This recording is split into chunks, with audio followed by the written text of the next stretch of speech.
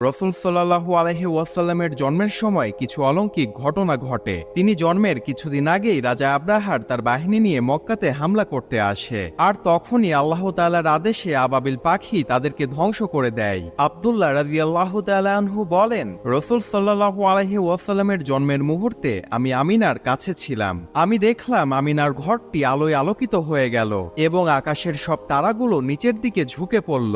আমার মনে হতে লাগলো তারাগুলো মনে হয় আমাদের ওপরে এসে পড়বে। কিছু বর্ণনায় পাওয়া যায় বিশ্বনবী জন্মের সময় মায়ের পেট থেকে এমন একটি নূরের বিচরণ ঘটেছিল যার আলো পূর্ব থেকে পশ্চিম দিক পর্যন্ত সবকিছুই আলোকিত হয়ে গিয়েছিল। রাসূল সাল্লাল্লাহু আলাইহি ওয়াসাল্লাম যখন মায়ের পেট থেকে বের হয়ে মাটিতে পা রাখলেন, তখন এক মুঠো মাটি হাতে নিয়ে আকাশের দিকে দৃষ্টিপাত করলেন। এছাড়াও রাসূল সাল্লাল্লাহু আলাইহি ওয়াসাল্লামের ছোটবেলার জীবনও অনেক অলৌকিকভাবে কেটেছে, তা আলোচনা করব অন্য কোনো ভিডিওতে। তাই চ্যানেলটি সাবস্ক্রাইব করে আমার সাথেই থাকুন।